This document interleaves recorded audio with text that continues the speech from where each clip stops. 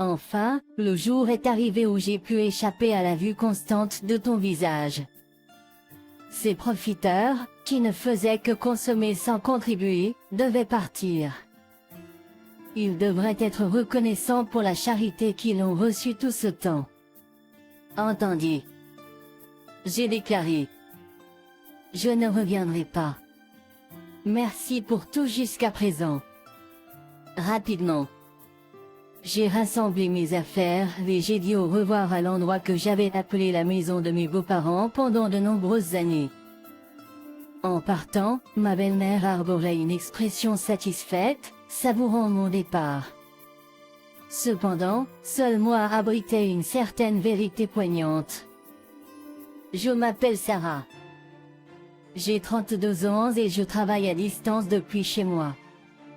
Mariée à Alan depuis 5 ans, notre bonheur conjugal a pris un tournant dans notre 4e année lorsque le père autrefois robuste d'Alan est tombé malade, nécessitant notre présence et nos soins. Initialement réticente à l'idée de vivre avec mes beaux-parents, j'ai cédé en raison du fait qu'Alan était leur unique soutien familial. Malgré avoir envisagé de quitter mon emploi pour m'occuper de lui, mon entreprise m'a permis de continuer à travailler à distance, compte tenu de mes performances passées. Les complications avec mes beaux-parents ont commencé immédiatement, me familiarisant avec la dynamique notoire belle-mère et belle-fille. Sarah, dépêche-toi de t'occuper de la cuisine et du ménage. Combien de temps vas-tu être paresseuse, en évitant tes tâches ménagères? Gronda ma belle-mère. Je travaille en ce moment. De quoi parles-tu? Je suis toujours en train de cliquer sur l'ordinateur. Ai-je répliqué. La vérité était que, parmi les tâches ménagères et les soins à mon beau-père malade, j'ai utilisé mes compétences pour retrouver mon salaire d'avant la crise. Après environ 3 mois d'efforts intenses, lorsque mes gains ont atteint leur pic précédent, j'ai ressenti une joie authentique. Cependant, la raison de ma détermination sans relâche résidait dans la réalité financière. Le revenu d'Alan seul ne pouvait pas nous soutenir. Malgré mes espoirs que la vie se calme enfin, la lutte a continué. J'ai envisagé de mettre de côté des économies, mais inexplicablement, les circonstances sont devenues de plus en plus difficiles. On aurait dit que les fonds dans mon portefeuille étaient constamment en déclin. Intrigué par cela, j'ai examiné nos dépenses et découvert qu'Alan s'était adonné à des dépenses somptueuses. De plus, ma belle-mère avait un penchant pour des habitudes extravagantes. Alan, toujours désireux de faire plaisir aux autres, a étendu sa générosité au-delà des déjeuners de travail, utilisant nos cartes de crédit pour financer des soirées arrosées. Ma belle-mère, jonglant avec de nombreuses activités avec ses amis, payait généreusement pour des leçons et des réunions sociales. Économiser de l'argent semblait être un rêve lointain. Inquiète de notre situation financière, j'ai abordé Alan et ma belle-mère. Alan, mère, il semble que nous ayons dépensé de manière excessive. Si cela continue, nous épuiserons nos finances. Pourriez-vous envisager de réduire vos dépenses, s'il vous plaît? J'ai un peu ri. En réponse, Alan et ma belle-mère ont rejeté vivement mes inquiétudes. Je ne veux pas avoir l'air pingre devant mes collègues et subordonnés. Vous ne pouvez pas comprendre ça? A argumenté Alan. Ils ne penseront pas que vous êtes pingre juste parce que vous ne payez pas pour eux à chaque fois. J'ai argumenté. Entretenir de bonnes relations avec vos collègues est important, mais qu'en est-il des sorties dans les bars entre filles? Ça n'a rien à voir avec le travail. J'ai souligné. Tu veux juste t'amuser, n'est-ce pas?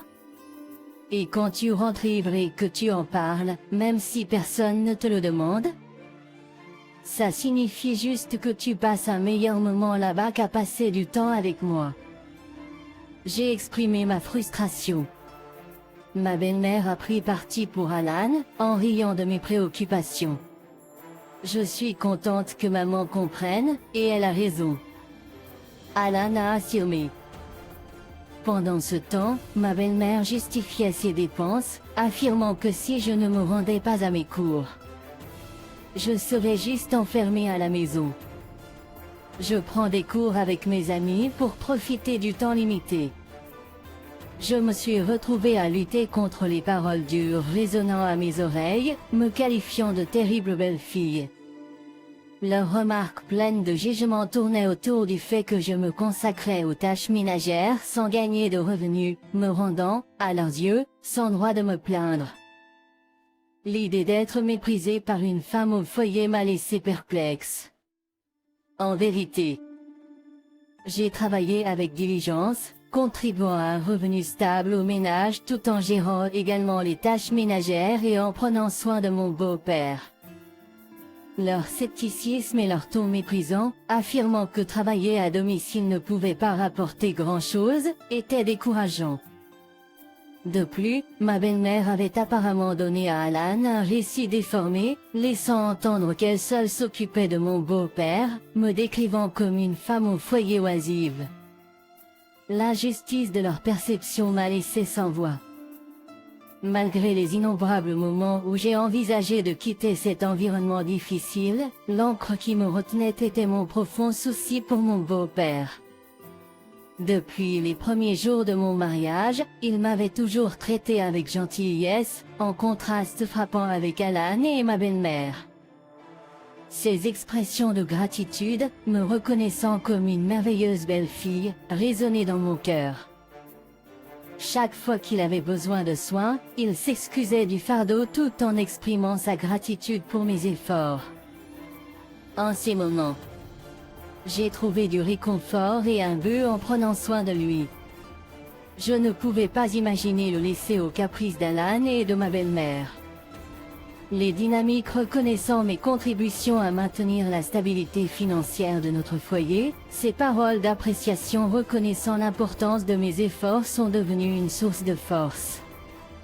L'anxiété quant au sort de ce foyer sans ma présence a été éclipsée par la plus grande préoccupation pour mon cher beau-père. Ainsi, j'ai pris la décision de fournir personnellement des soins dévoués jusqu'au décès de mon beau-père un an plus tard. L'occasion sombre de ces funérailles est devenue un champ de bataille émotionnel pour moi. Malgré ma douleur sincère, mes larmes ont été accueillies avec désapprobation. Pourquoi pleures-tu autant? Ça va? Beau-père est décédé. Le deuil de cette manière n'est-il pas naturel? On m'a demandé, mais ma réponse a semblé provoquer l'irritation de ma belle-mère. Elle m'a accusé de faire croire qu'elle n'avait jamais pris soin de lui. La vérité, cependant, était radicalement différente. Ma belle-mère avait à peine participé aux soins de mon beau-père.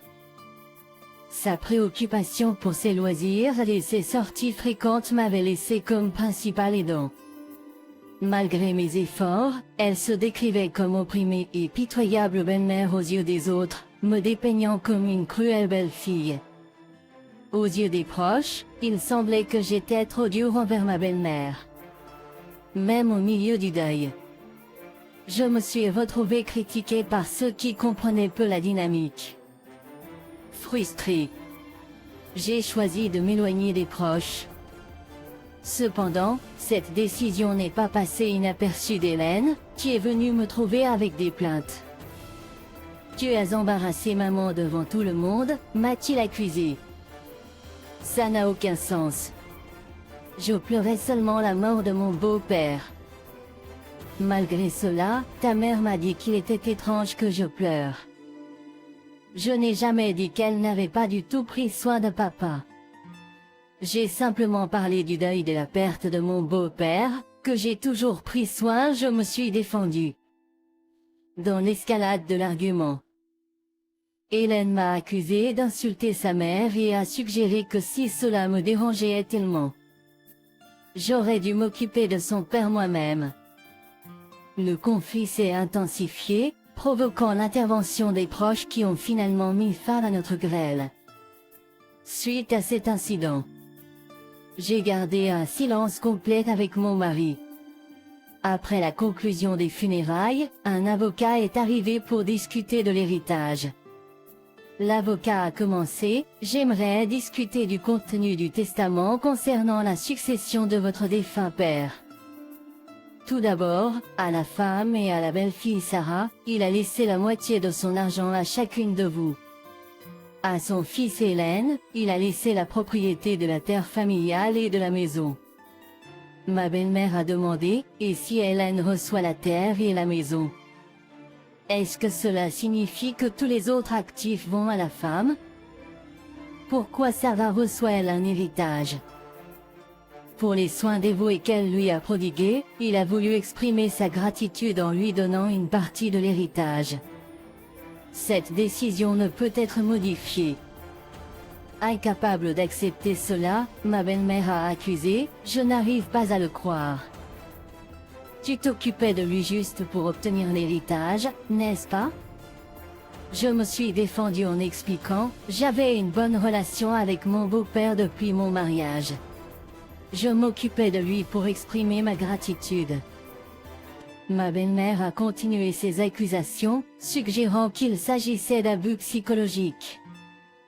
Frustrée, elle a finalement abandonné, et l'avocat a continué: c'était donc la décision du père. C'est par gratitude pour les soins de Sarah, n'est-ce pas? Si c'est le cas, alors nous n'avons pas d'autre choix que de le suivre. Puis-je continuer? Alors que l'avocat poursuivait, l'expression mécontente de ma belle-mère s'est transformée en un sourire, et elle s'est exclamée: oui, c'est génial. Je comprends. Confus, mon mari lui a demandé: que veux-tu dire?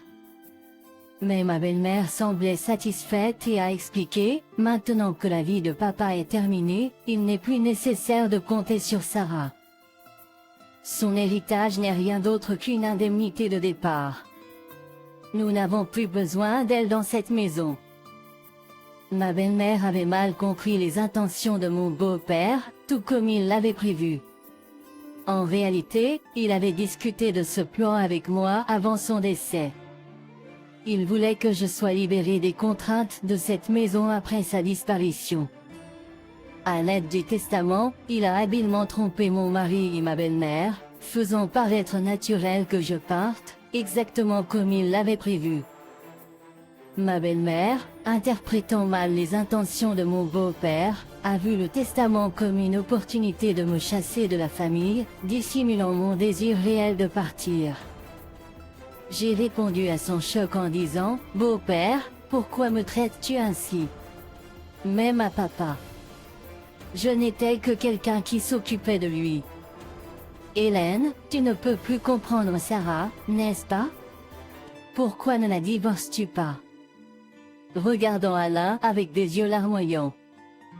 J'ai plaidé, et après avoir réfléchi un moment, il a accepté: tu sais quoi, divorçons. J'ai hérité de la maison familiale et des terres, et maman a aussi reçu de l'argent.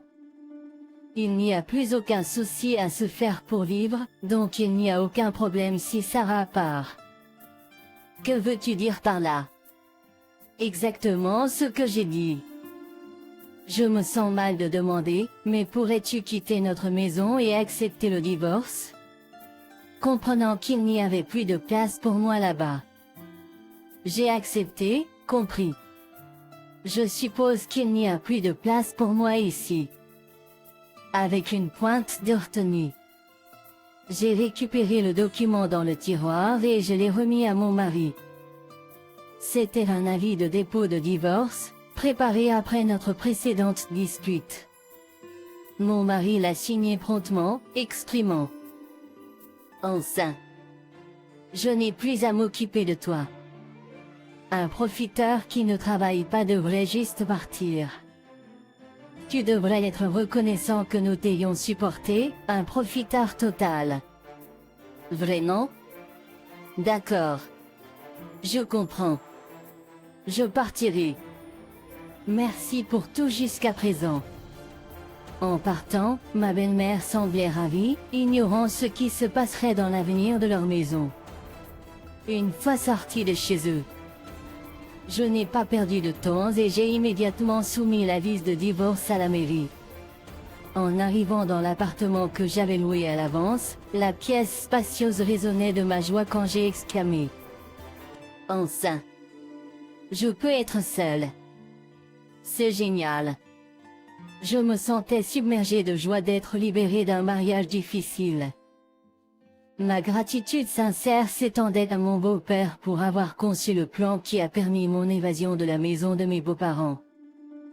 Par la suite, j'ai embrassé une vie confortable en vivant seule, appréciant la nouvelle liberté et la capacité de continuer à travailler à distance, une compétence que j'avais cultivée pendant mon séjour chez mes beaux-parents. Ayant perfectionné mes compétences en gestion du temps, le travail s'est déroulé sans heurts et mes revenus ont augmenté, me permettant de mener une vie confortable sans ingérence. Cependant, mon existence paisible a pris un tournant inattendu lorsque mon ex-mari, Alan, m'a appelé de nulle part. Perplexe, je me suis demandé. Ça fait un moment. Pourquoi m'appelles-tu? N'était-ce pas toi qui me disais de disparaître? Sarah, s'il te plaît, aide-nous. Nous sommes dans une impasse. Alan supplia. J'ai trouvant la situation ironique. Quel genre de blague est-ce? Mon salaire n'a pas changé, mais pour une raison quelconque, tu es à court d'argent. Nous ne pouvons pas vivre comme ça. Avec un rire, j'ai décidé de porter le coup final. C'est parce que tu n'as plus mon salaire pour te soutenir. Tu as gaspillé tout ton salaire pour toi-même. Il est peut-être temps que toi et ta mère appreniez la responsabilité financière en tant qu'adulte. Kofi. Alan demanda, que veux-tu dire? Tu ne comprends toujours pas. J'ai précisé. Pendant que tu vivais dans le luxe, c'était mon salaire qui payait nos dépenses de subsistance. À ce moment-là, je gagnais environ 4800 $ par mois. Maintenant, je gagne encore plus en personne pour se mettre en travers de mon chemin. Exprimant sa frustration, Alan supplia. Sarah, ne pouvons-nous pas recommencer? C'était une erreur de te laisser partir. Je veux arranger les choses à nouveau. Jerry. Il est évident que tu veux profiter de mes revenus. Ne sois pas ridicule. Je ne veux plus jamais voir ton visage. Qu'est-il arrivé à l'héritage que ta mère a reçu? Avec cette somme, elle devrait vivre confortablement. Alan avoua. Il est sur le point de s'épuiser. Nous l'avons dépensé lors d'une frénésie d'achat à l'étranger et la moitié a disparu au casino, immobile. J'ai répliqué, une mère folle engendre un fils fou. Fils fou. Je n'ai plus rien à te dire. Je suis maintenant une étrangère et je ne peux rien faire pour toi, ni même le vouloir. Alan désespéré implora, ne sois pas si sans cœur. Aide-moi. Cela n'a rien à voir avec moi. Il n'y a plus rien à dire. Je raccroche. Ne me rappelle plus, j'ai déclaré avant de mettre fin à l'appel et d'annuler immédiatement le contrat du téléphone portable que j'utilisais. Un an plus tard, en passant devant la maison de ma belle-mère, j'ai découvert qu'elle était devenue un terrain vague, probablement vendu en raison de difficultés financières. Imperturbable, j'ai continué avec mon nouveau temps libre, en suivant la cour de dégustation de vin qui m'intéressait depuis longtemps. Là, j'ai rencontré un homme de 2 ans mon aîné qui me prenait au sérieux. Après un an et demi de fréquentation, nous nous sommes mariés. Il est là d'une entreprise bien connue, humble malgré son salaire élevé, avec un caractère chaleureux et merveilleux. Nous respectons les carrières de l'autre, ce qui conduit à une vie conjugale épanouissante. En réfléchissant à ces changements, je ne peux m'empêcher de ressentir que cette rétribution était, d'une certaine manière, un cadeau de mon beau-père.